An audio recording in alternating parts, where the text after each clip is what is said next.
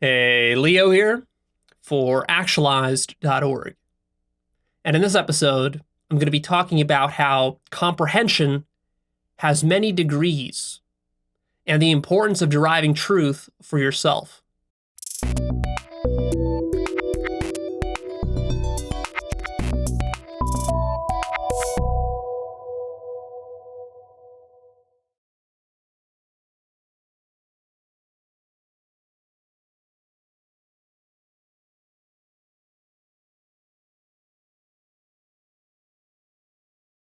Things can be grasped at many different levels of depth. It's important to understand that, to really understand that. And what I mean by things is truths, principles, insights, lessons, teachings, advice, and even facts. It's one thing to hear one of these things being spoken to you, or delivered to you, or taught to you, or to read it in a book, and it's a totally different thing to really comprehend it in its full significance. And that's what this whole episode is about. It might seem like it's a basic point, but actually it's a critical point. It's foundational to you being able to get the results that are possible from this work. And I see that a lot of people are not getting this point. So be very careful here not to overlook the obvious. This point right here affects everything that you will ever learn in your life.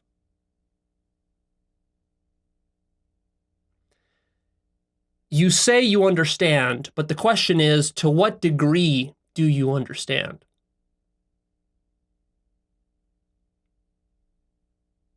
It's not enough just to understand what is being told to you. You have to understand much deeper than that.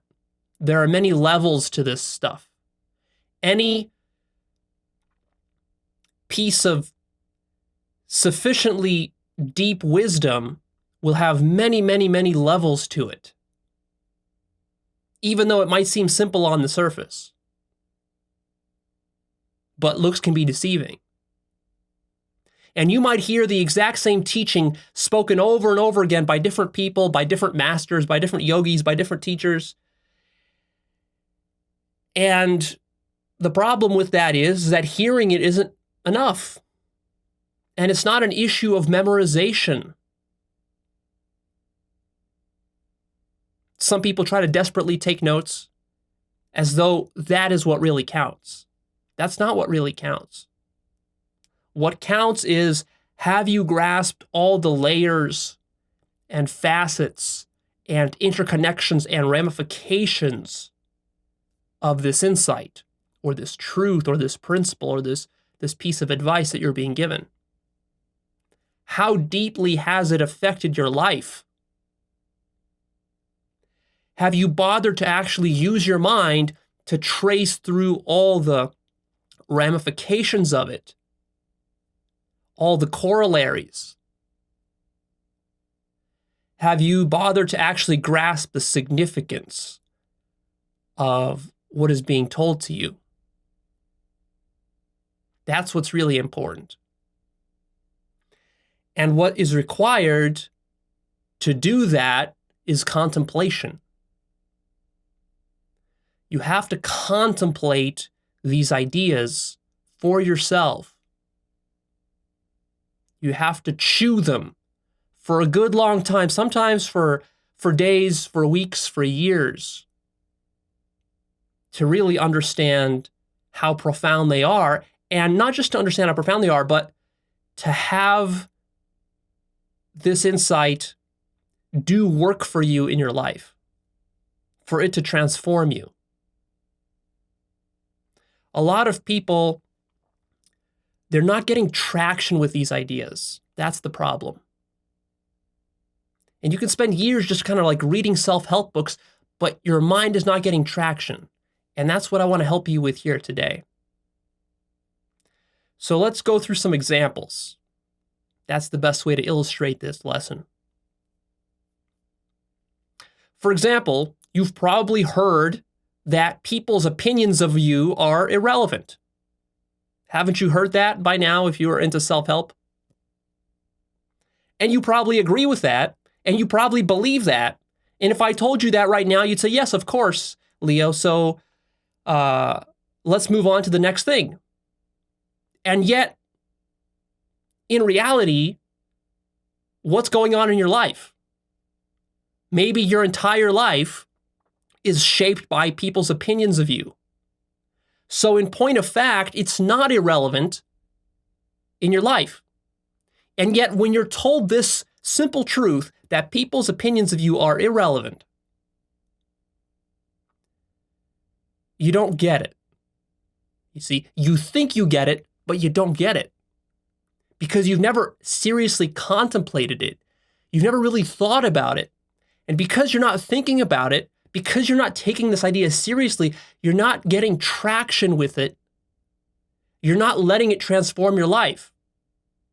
Because if you sit there and you think about it over and over again for months, just this one simple idea that people's opinions of you are irrelevant, and you trace all the consequences, all the ramifications, and you see the significance of this, and just how much you are at the effect of other people's opinions. That's going to transform you. And you might say, well, Leo, yeah, I know that. I've heard that before, but I still have social anxiety and I'm still worried what people think about. I still care. I don't know how to stop. That's because you're too preoccupied with getting a solution rather than with actually investigating the lesson. You don't really want to investigate the lesson because your mind is lazy. And I don't blame you. My mind is lazy too. All our minds are lazy. But you have to push past that and really chew these ideas. Because if you really chew this idea, you're becoming conscious of something, which is different from hearing a thing. To become conscious of something is, well, it's like almost like deriving a mathematical proof. You're seeing the inner workings, the inner mechanics, the logic of it. And as you see that, something changes in you that otherwise wouldn't change just by being told the ultimate conclusion. Here's another example, is you've probably heard that language creates your reality. And if I told you that in passing in one of my episodes, you would say, oh yeah, Leo, that's interesting. That kind of makes sense to me. But how deeply do you grasp that? Because that's a significant statement. You have to take these statements seriously. So when you hear a statement like this, you should say, wow, that's a pretty big claim. Language creates reality. In what way is that true? Is that really true? And if it's true, what does that really mean? I mean, just how much of my reality is created by language? Let me investigate this. Let me actually see how this thing works. That's what you got to do. And you got to dig into it and you got to contemplate it and see where that takes you. But most people, when they hear that, they just say, oh yeah, of course. And they just go on. They missed it. It just goes in one ear and out the other. You see, no traction happened there. Because if you really got the significance of just what this means, that language creates reality, wow. That's a huge thing. That's not an insignificant thing. So the first thing you should realize is, if this is true, it's really fucking significant. Maybe it's not true, which is why it's worth thinking about just to double check. You don't want to take it on blind faith that what you're being told is what it is. You don't know. So first you got to just verify it. That's why you contemplate, is to verify these things for yourself. Does it make sense? Does it pass muster? Does it hold water? How does it actually work is the next step.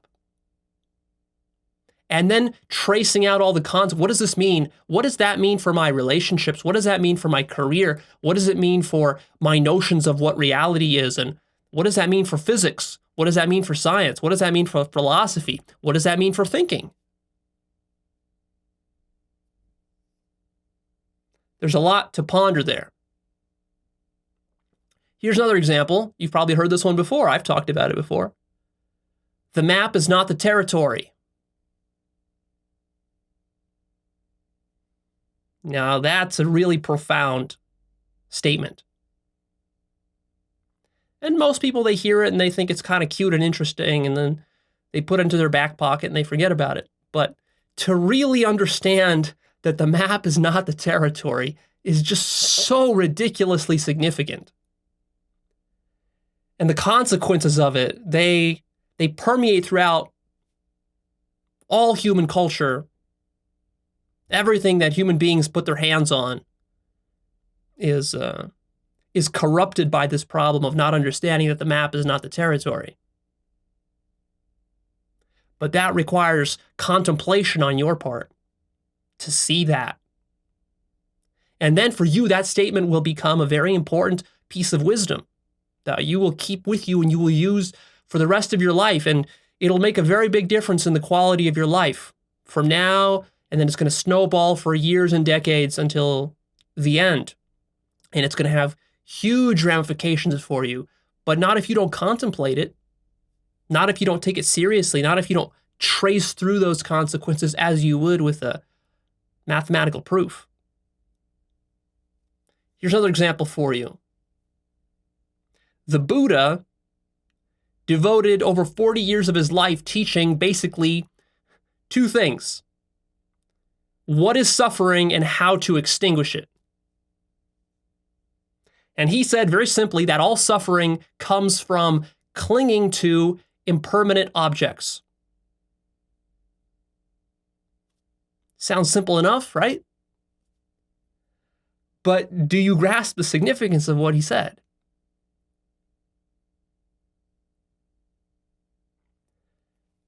All suffering.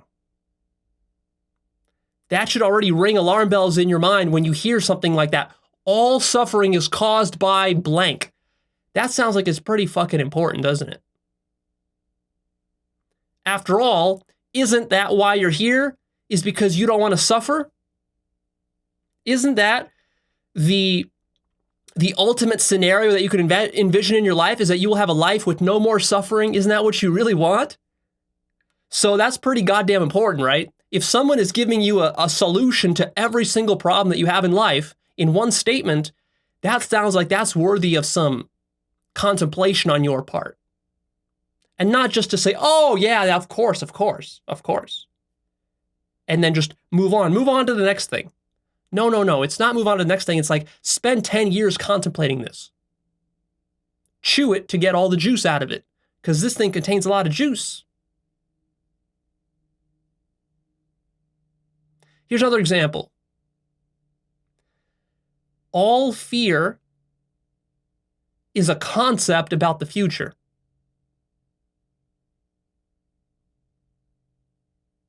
How's that for a powerful insight? And that's actually one that I learned from Peter Ralston. And what this means is that you literally cannot experience fear unless you have an image of the future in your mind. That's what fear is.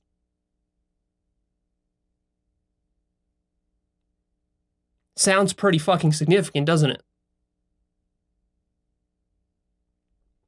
That's not just an idea that you put in the back of your pocket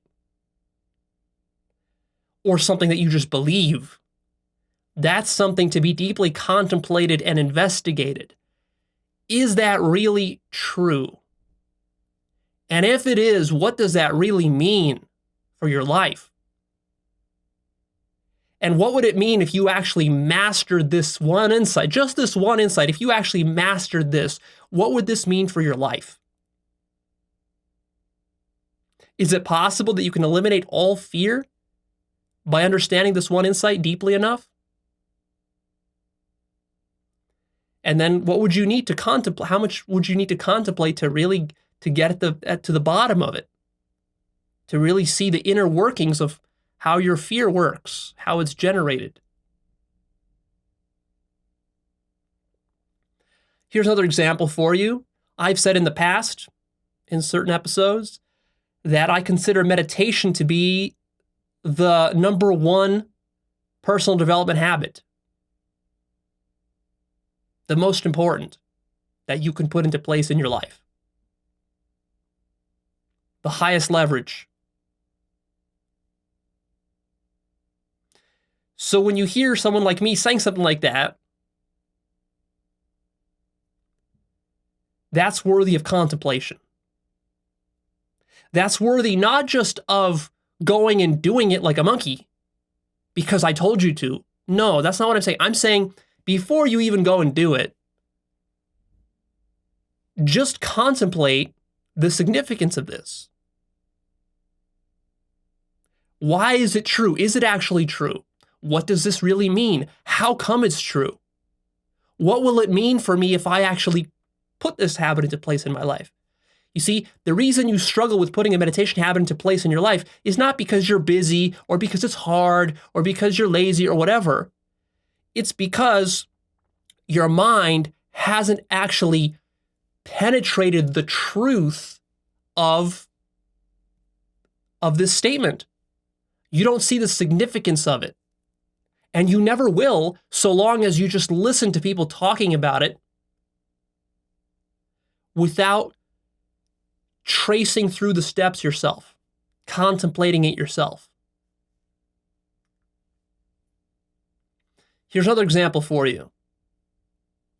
No self and non-duality.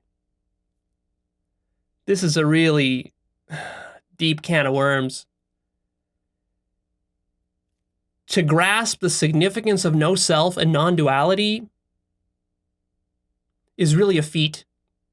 And I'm not even talking about to actually become enlightened. I'm just saying to conceptually grasp the significance of it and its ramifications and what it really means. People don't get it. I mean, I keep talking about these concepts and ideas for years now, but people still don't get it. They think they get it. They think they know what enlightenment is, but they don't grasp the significance of what no self. What does it really mean that there is no self? That's a very significant statement. That's not said lightly. That's a ridiculously significant statement. This has ramifications for everything, for science, for philosophy, like for physics, for everything. Every single aspect of your life is affected by this statement if it's true. And non-duality. What does it mean to say that reality is not dual? To grasp the significance of that is just conceptually. Let's begin with just conceptually. Is very important because you start off just understanding things concept, then you got to move on to direct experience. We'll get to that, but let's just start conceptually. A lot of people don't even get the conceptual part right. Non-duality. That means that every single duality that you know, like cause and effect, good and bad, self and other, existence and non-existence, life and death, and any other duality you can think of, that it's non-dual. That there actually is no duality. That they are one. That all these distinctions are one. Think that through. Think what that really means if that's true. See? Just the contemplation of this one thing right here can transform your whole life. But you have to actually contemplate it. It won't change your life just to go read about it in a book. I mean, that's helpful too, but I'm trying to point you towards deepening your comprehension of these ideas. How about the example of success not being equivalent to growth?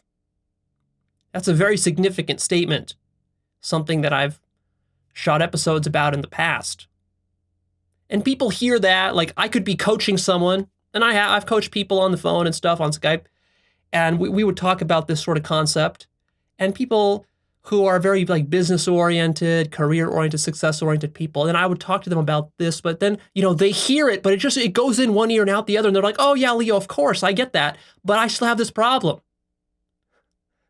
I'm still frustrated. I'm still not happy. I'm still because you're pursuing success. And success is not growth. You see? But these people, they don't contemplate it. They don't really think about it. They don't draw the connections together. Which is what the problem was with the first example. The example about your opinions, other people's opinions of you being irrelevant. People know that intellectually, but it's not working in their life because they haven't actually made the connections. That requires work. And they don't do that work because they assume that, oh, well, if I just know it, shouldn't that be enough? And then they say, well, Leo, your advice and whatever you're saying, these principles, they don't really work. What good does it do me just to believe that people's opinions of me don't matter when in fact, I get anxiety and fear and all this other sort of stuff? What good does it do me? Because you haven't really contemplated it. That's the problem. If you did, you would stop being at the effect of it. But you haven't, so you just think you have, and therefore you're still at the effect of it. Here's another example. Good and bad do not exist. It's a very simple statement, and many people would agree with that on the surface. I mean, a lot of people would disagree with me, so that's one step down. I'm not even going to get into that here. But even those people who do agree with me, they'll say, oh, well, yeah, of course, Leo, yeah, that makes sense.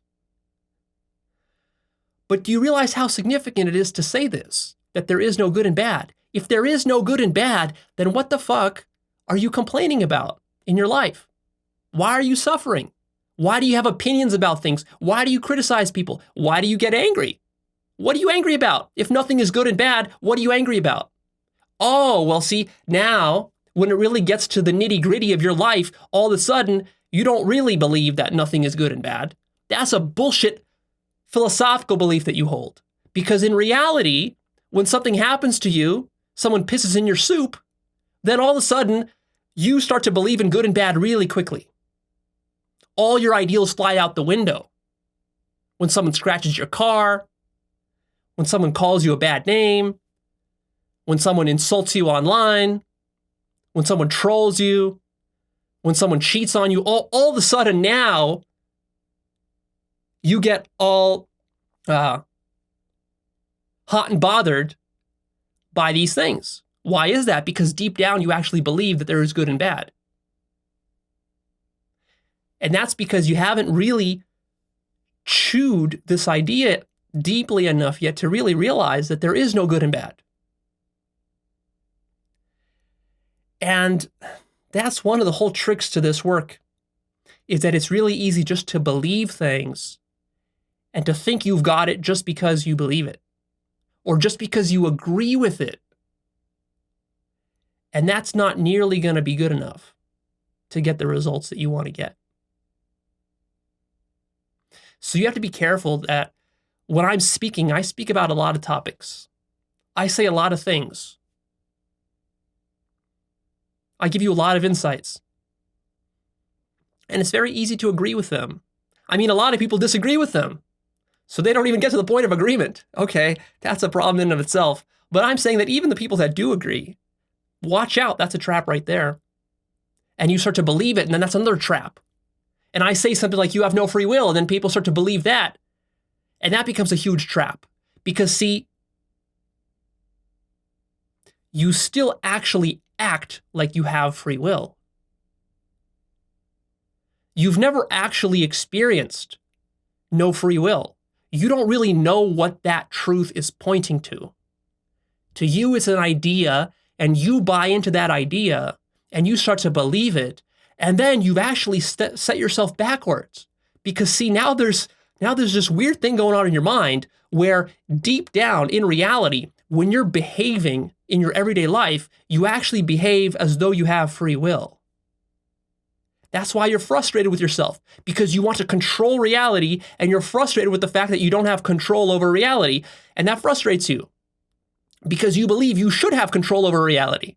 See, if you actually understood that you have zero control over reality and you really got that, you directly experienced that, there would be no problem because you don't have control, you don't need control, and there's no problem with that. You're not fighting for control. The problem happens is when you have a belief that there is no free will, but then deep down, really, you have an even deeper subconscious sort of belief, which actually says, yeah, but I should be controlling life. Something's wrong here.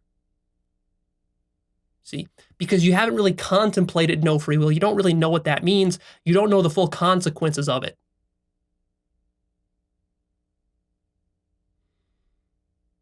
Here's another example. Manipulation corrupts relationships. That's a very significant statement. And people could hear that, like I could be coaching someone over the phone about how they're manipulating people and how they're manipulating their relationship, and in general, how they're manipulating all of life, the whole problem of manipulation. And they'll hear that and say, oh yeah, Leo, of course, but how do I get what I want? Yeah, Leo, that's all well and good, but then how do I become happy? No, you don't understand. You're manipulating. That's the problem. Yeah, but Leo, how do I become happy? You're manipulating. That's the problem. Contemplate this. Contemplate what manipulation means. And look inside your relationship and look at how you're manipulating inside your relationship and how that's corrupting every relationship that you're in.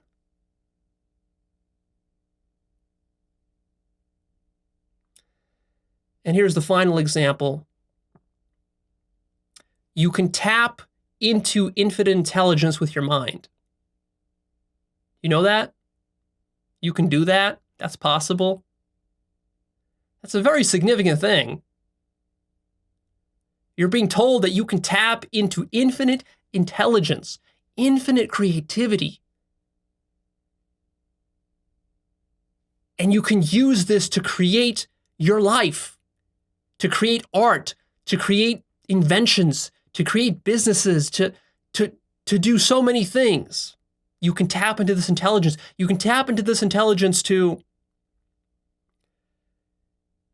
tell you everything you need to live a ridiculously powerful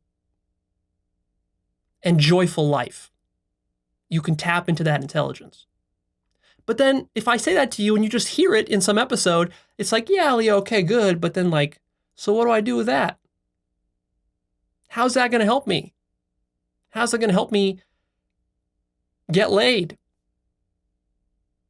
Or how's that going to help me when I'm suffering and I'm lonely and I'm depressed? How's that going to help me? Right, see, because what you need to do is you need to sit down and spend months contemplating the significance of the fact that you have a mind that's able to tap into infinite intelligence. And that this is a resource that you have barely ever used in your life, but that you could learn to use. But that requires contemplation. How do you contemplate? I have entire episodes about that, so I won't go into it here. Just very simply, the way you contemplate is you take a topic or a question or a statement and you sit there and you think about it. And you just ask yourself questions. Contemplation is nothing more than asking questions of a topic. So for example, you could say, non-duality, what does that really mean? And you could sit there for an hour, for hours, every day, for hours, just contemplating, what does non-duality really mean? And what are the consequences of that? And you see, you're just asking questions. It's like, oh, okay, that's the consequence. What's another consequence? And what's another consequence? And what would it mean if I was fully living aligned with non-duality? What would that mean for my life? What would that mean for my relationships? And yada, yada, yada. So you just continue like that. And so on for all the other statements that I said. And it's just the tip of the iceberg. Almost every video I talk about, there's some kind of juicy insight, at least one, probably a dozen or more, that you could spend months, years contemplating like this. So this opens up the field. And this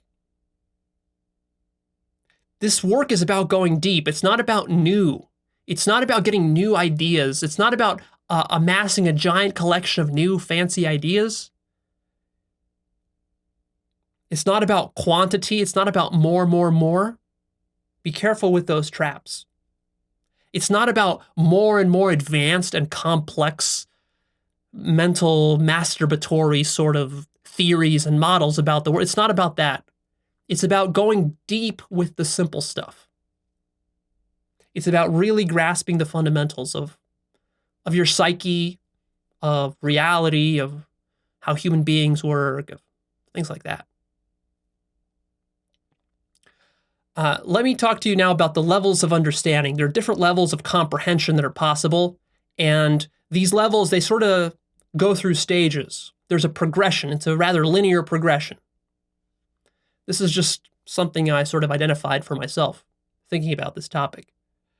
So the first stage is that you just hear about an idea, and now, because you've heard about it, now you know it's a thing. Like, okay, I've heard about enlightenment, I know it's a thing.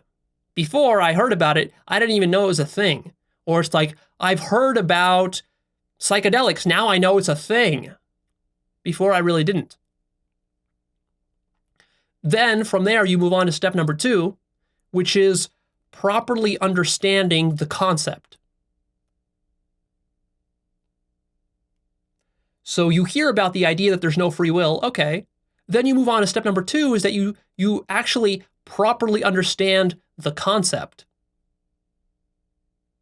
as it's being communicated to you, being very careful not to misinterpret it.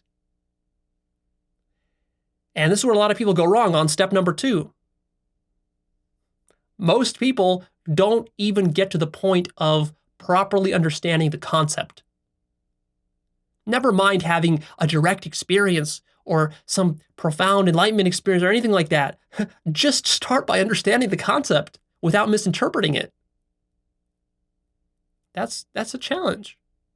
It could take you a couple of years. With a deep concept like non-duality, it could take you, well, it took me a good 3 or 4 years of research, reading dozens of books, going to seminars, going to workshops, going to retreats, doing all sorts of crazy shit, and then thinking about it for many, many hours, practicing self-inquiry for hundreds, maybe even 1,000 hours.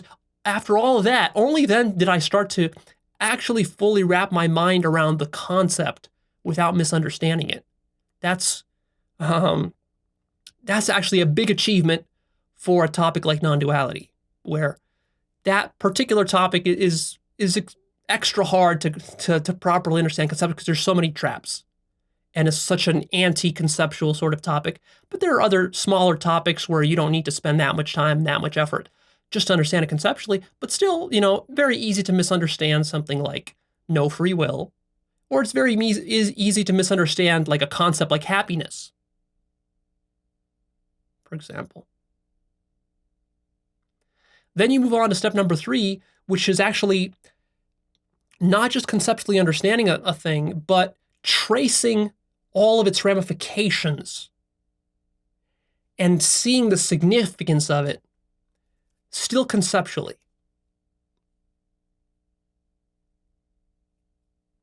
So you don't just know what non-duality is, but then you start to fathom like, oh, well, if this is true, this is a huge thing. This is a really big thing. If this is true, I got to really start to take it seriously if it's true. Maybe I don't know yet if it's true, but if it is, oh boy. Because that would mean this and this and then this and that and this would change and that would change and all of society would change and okay. See, you start to get it. Still conceptually, but you start to see the significance. Then you move on to step number 4, which is you actually start to get your initial glimpses of this truth happening in your direct experience. And that's a big, big leap that most people never even get to. Most people never get to stage 4. And when you do, it's a real eye-opener because you're like, that's what they were talking. Yeah, that's what they were talking about. Oh, It's different than I thought it was. What are they talking about? It's not like they were saying it's different. It's so different. It's like, it's actual. It's actual. It's not See, it works like that. And usually what you discover is that a lot of the stuff that they told you about this thing that now you discovered, because you've directly experienced it, it's like, wait a minute, what were those guys smoking? This is not how it really is. It's different. And then other times you discover, no, it's actually exactly as they told you. And then from that, you move on to step 5, which is starting to see these glimpses intermittently on a regular basis. Occasionally, they're still kind of rare, but you get multiple glimpses. And I'm not just talking about non-duality or enlightenment here, by the way. I'm talking about any insight. So an insight, for example, that manipulation corrupts relationships, that would be a more basic insight, right? So what you would see there in step 5 is you would see that, oh, I'm manipulating here, and I'm manipulating there, and here, and there, and there, and here. Okay, I'm manipulating. And then you see the consequences of your manipulation. It's like, oh yeah, this manipulation has led to this argument, that led to this fight, that led to this breakup, that led to this, that led to that. Oh, and then it leads to my suffering. And then I'm suffering because I'm manipulating. Oh, and I see as I'm actually texting, oh, I'm manipulating as I'm texting. Oh, I see. It's not just an idea. And then that happens to you occasionally. You don't see it all the time, just occasionally, because you're still mostly asleep, mostly unconscious. And then finally, you move on to step 6, which is where you start to see this stuff constantly. You become constantly conscious of it to the point where it's difficult to not see anymore. And that's the ultimate stage. And at this stage, you also start seeing the full ramifications, not just in theory, but in practice. So there's a sort of flowering effect that takes place where you really grasp this nugget, but then this nugget is not just an isolated nugget. It is interwoven with everything else in your life, and everything starts to shift in subtle ways. At this stage, you also become very aware of all the traps in this process. You become aware of all the mechanisms that exist which cause you to fall back asleep, to become unconscious, and to stop recognizing it. And you're able to bring yourself out of these traps. Maybe you fall into a trap once in a while, but still, you're able to recognize that you've fallen into a trap, you've become unconscious, you're able to wake yourself up a little bit.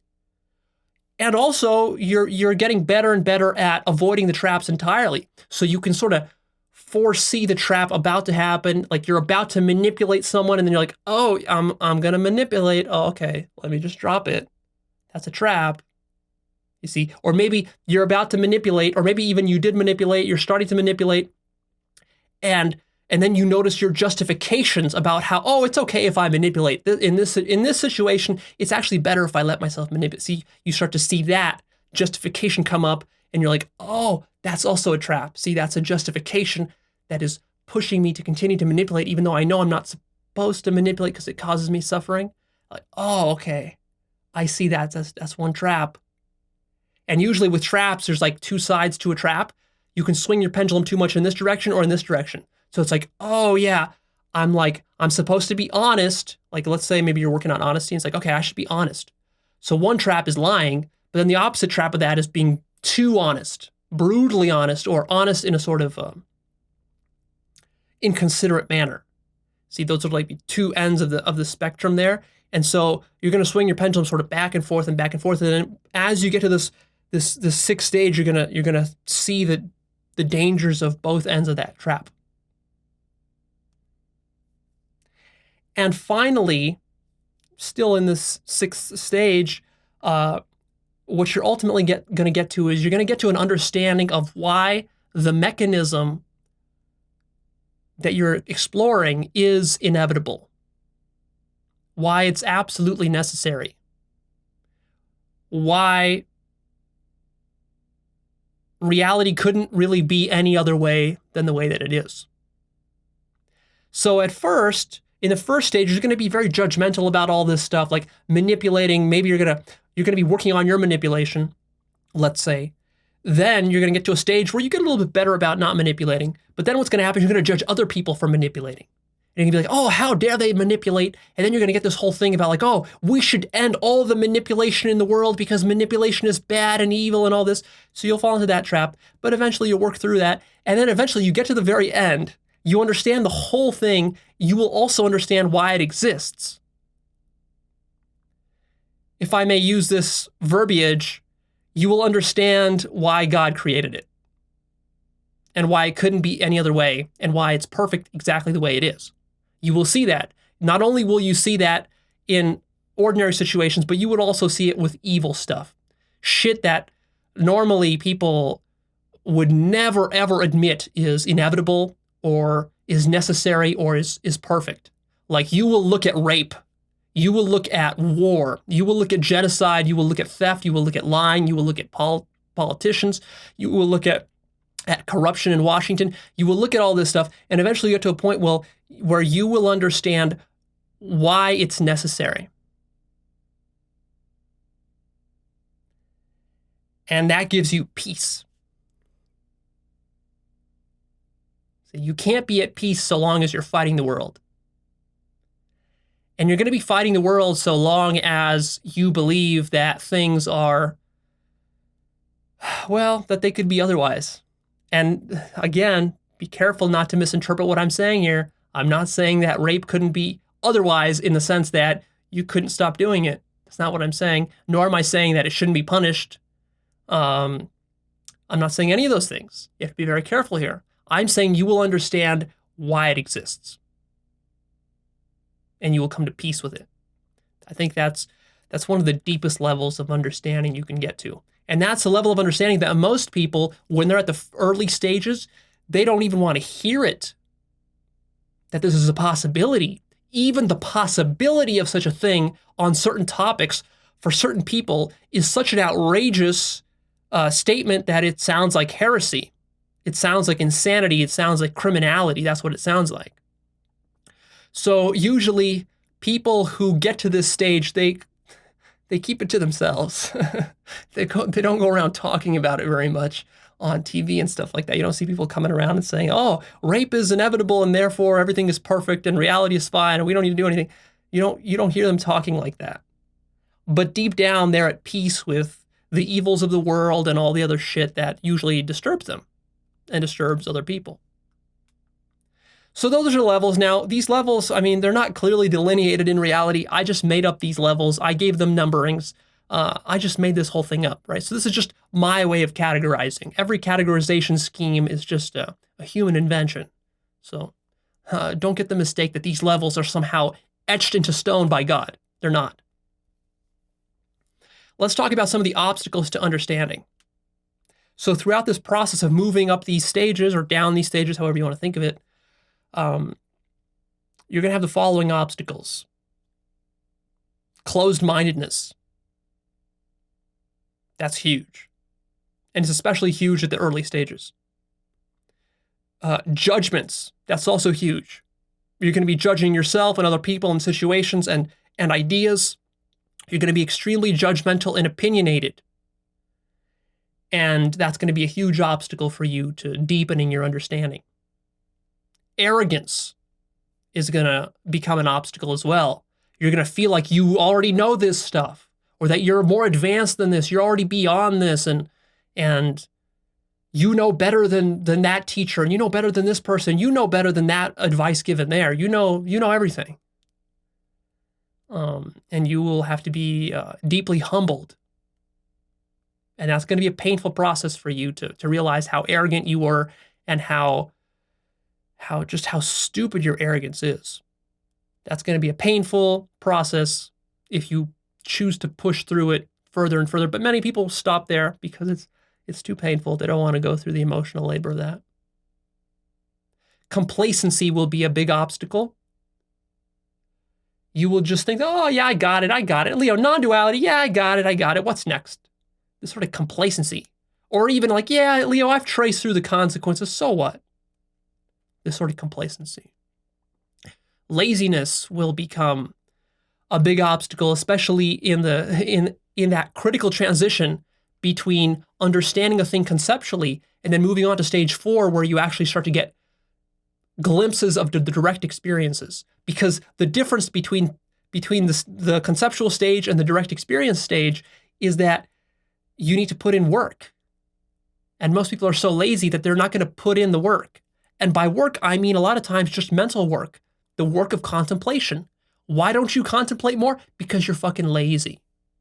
You don't want to. You just want to believe. You just want to be given the answer. You just want the conclusions of other people's contemplations. You don't want to contemplate anything for yourself. You don't want to actually go through a mathematical proof. You just want a trick to get the answer.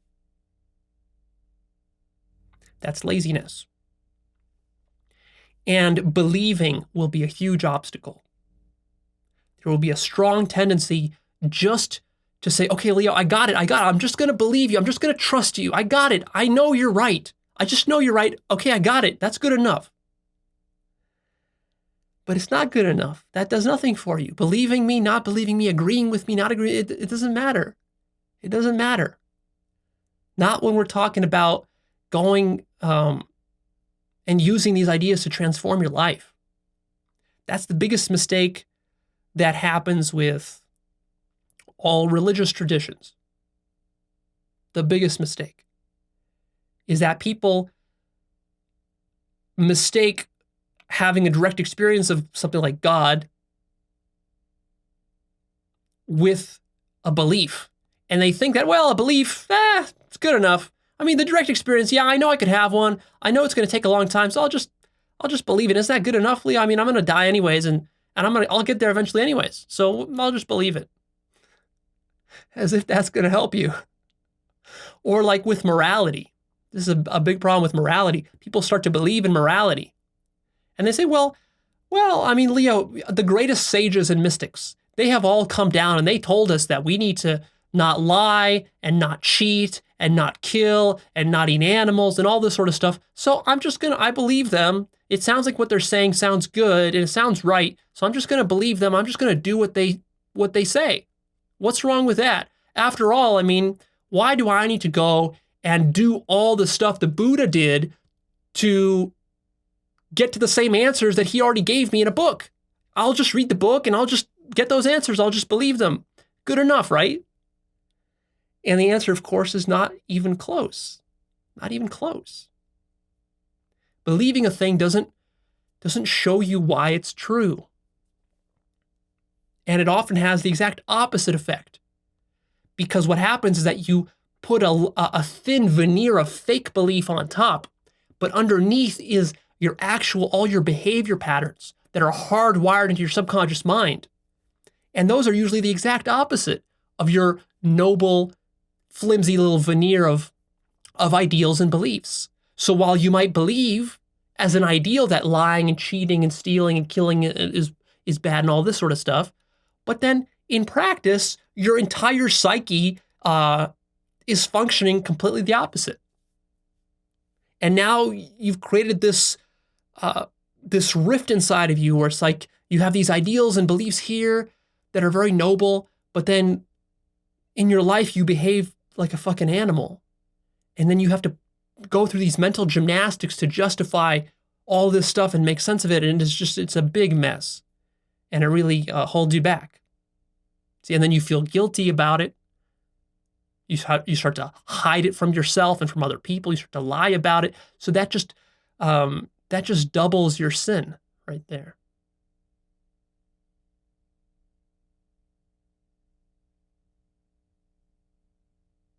In these videos, I talk a lot about my conclusions. A lot of the stuff that I share is conclusions from my own investigations, and of course, a lot of stuff that I've read from other people and learned from other teachers. So by no means am I originating all these ideas myself. But if I'm not originating them still, I'm doing some work to piece them together in my mind. So you don't need to originate every single idea. That's not what I'm saying. But you do need to work at it, to put the pieces together and to try to work towards directly experiencing the thing that's being pointed at by the teachings, by the words. You need to follow the words and the concepts to the thing being pointed to. And that is an active process. That's the difference between hearing a truth and deriving a truth for yourself.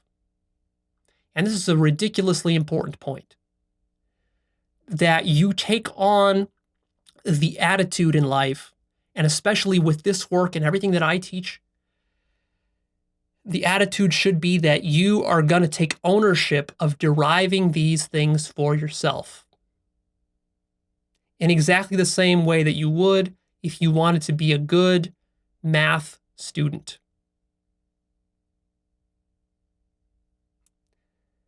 You're not going to get A's in math class.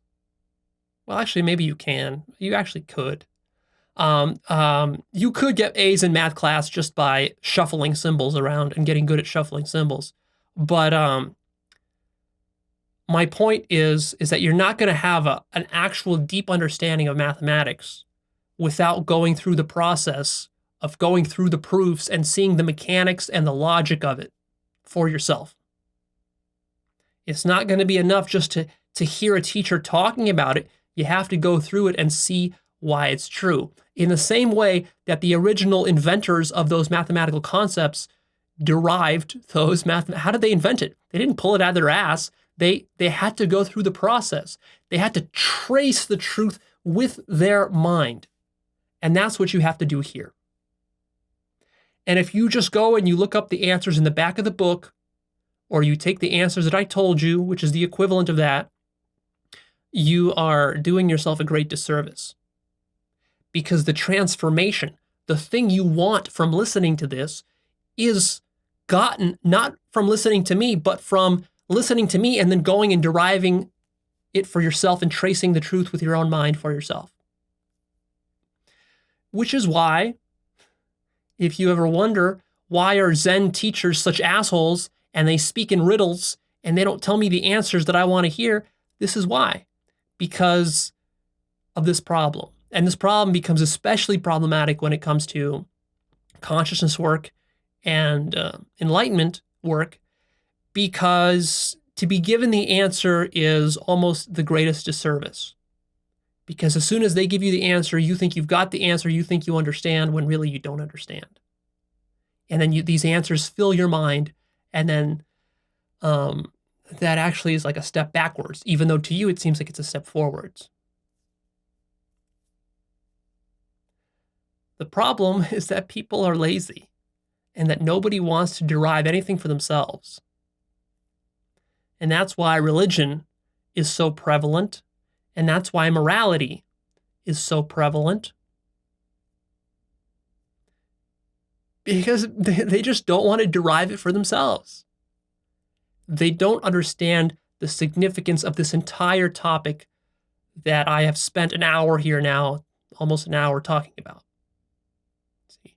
So the reason I'm belaboring this point and talking about it in such great length is because it's a very, very big trap. And don't think that you have to be a religious nutcase to fall into this trap. You will fall into this trap regardless. You might be the most intelligent person in the world, the most well-meaning person in the world. You start to get into a little bit deeper consciousness work, and you will fall into this trap many, many, many times, which is why I'm stressing it so much here. Imagine being a lion who never hunts. Imagine a lion who just sits at a cafe under the table and just begs for scraps from people. What kind of lion would you be if you took on that kind of attitude towards life? You would be a shit lion because you wouldn't learn how to hunt. And that's exactly the situation here. For a human being, our power is not with our claws and our teeth. It's not with our animal-like hunting abilities. It's with your mind. We are conceptual creatures, and we live or die by the concepts in our mind and how we learn to use our mind, and all the ways in which the mind can be easily misused. And the biggest problem is that people get lazy about it. They don't realize this. They start to take this stuff for granted. Society these days makes it very easy to take concepts like these for granted. because they aren't strictly necessary. You can survive without them. You'll just survive and you'll have a very ordinary, mediocre existence. And you'll suffer a lot and you won't even know why. But if you really want to thrive and you want to get to your full potential in life, then you need to learn how to hunt. Not with your claws, but with your mind. And the way you hunt with your mind is by contemplating, by deriving these truths for yourself. So how do you increase your degree of comprehension? Remember, there's really two lessons that I want you to take away from this, two high-level lessons from this episode. One is that there are many degrees of comprehension to every single insight, which makes it very worthwhile to dig deeper into every single one. And the second point is that you got to derive some of these truths and insights for yourself. And that's also very worthwhile. And that's in fact where most of the growth lies. So how do you increase the depth of comprehension? As follows. Start taking ideas more seriously. Don't take them as mere philosophy or mere ideas. Ideas can be very powerful things. Start to seek out true understanding rather than results. Don't focus on results. Don't focus on fixing a particular problem you have. Seek to understand the situation. To really understand it means that you know how the mechanics of it come together and how they work and why they work. So that's a change in your attitude. That's a change in your intentions to all of your problems in life. Most people, they don't go into their problems with a desire for true understanding. It's like, why am I depressed? Well, I don't care about that. Just fix my depression. Or it's like, why can't I get laid? Well, I don't care about that. Just help me get laid. No. Let's have you understand the situation, the problem, and also the solution. From that, you'll get everything else that you want. And the next step is, of course, contemplation. Go watch my video about contemplation. It teaches you how to contemplate and start contemplating on a regular basis. And like I said, contemplation is just asking yourself questions about a topic. Make sure that you're working the ramifications and that you're thinking about what a topic really means. What are the consequences of it, if it's true? Be careful about assuming that you've got it, that you've figured it out. Usually, with these sorts of topics, if you think you've got it, that's the first sign that you don't got it. Always assume that there is a deeper level, a deeper degree of comprehension. This becomes a huge trap for people. Especially people doing non-duality work. They get a glimpse here or there and they think they got it. No, you don't got shit. You don't got shit. This thing goes 1,000,000 miles deeper. You've barely scratched the surface.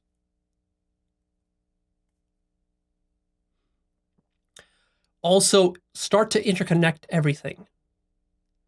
Start to look at things from the big picture perspective, from a holistic perspective. Start to see everything interconnected.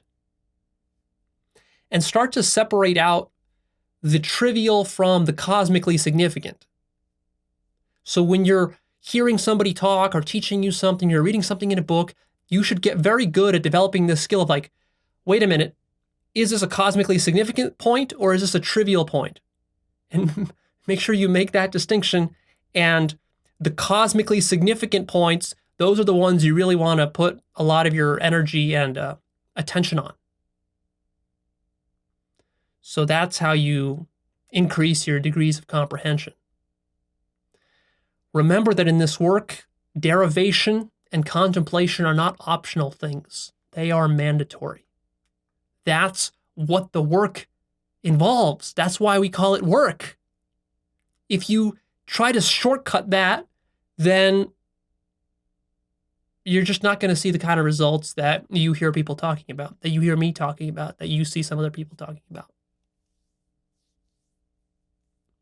The deepest wisdom comes in tight, simple packages, which makes it deceptively simple, which makes it very easy to be arrogant to say, oh, I got this, I figured it out. What you got to do is you got to learn how to spot the wisdom, how to spot these tight little packages, and then you got to get good at unpacking them. Not as a chore, but that this can be an enjoyable process. It doesn't have to be a chore. Derivation doesn't have to be a chore. That's the end. If you like this episode, make sure you click that like button for me. And come check out Actualized.org. This is my website. Check out my blog. Check out the forum. Come talk with people there. Get ideas, get inspired, get help, get advice. I'm on there a lot. I answer lots of people's questions. Come look at my book list. Read the books on my book list. Check out the Life Purpose course. It'll change your life. And the final thing that I'll say is that I hope you understand how these videos are supposed to work. They're supposed to work as follows. These videos are dessert, which means that you spend your whole week doing your homework, doing exercises, working on yourself, meditating, contemplating, reading books, doing all that stuff. And then at the end of the week, on Sunday, you get your dessert. You get some high-level discussion, commentary, dissecting, and some analysis. That's what I do. You get that from me. And then that's cool. That inspires you. That gets you some ideas, gives you some new directions to go on. And then next week you go and you follow up on that and you keep doing the stuff you've been doing before. And then you build on that like that. And then the next week you get another piece of dessert, which is the next episode. So you see, be careful not to glut yourself with dessert. Dessert, but no work, no homework, no follow through. That's going to be a problem. If you do that, you're going to turn this work into a tool of the devil. And that's very easy to do. Very easy to do. Religion is all about that, is turning this work into a tool of the devil. And how does that happen? By just starting to believe stuff, getting lazy, and not deriving anything for yourself, not tracing anything with your mind, not actually transforming yourself, just believing a bunch of shit, and then you're still a devil on the inside, just now with a little glossy coating veneer on the outside. And now you think you're not the devil, but actually this little veneer gives you just enough justification to be an even bigger devil than you were without it. So watch out. And stay with me for more in the future.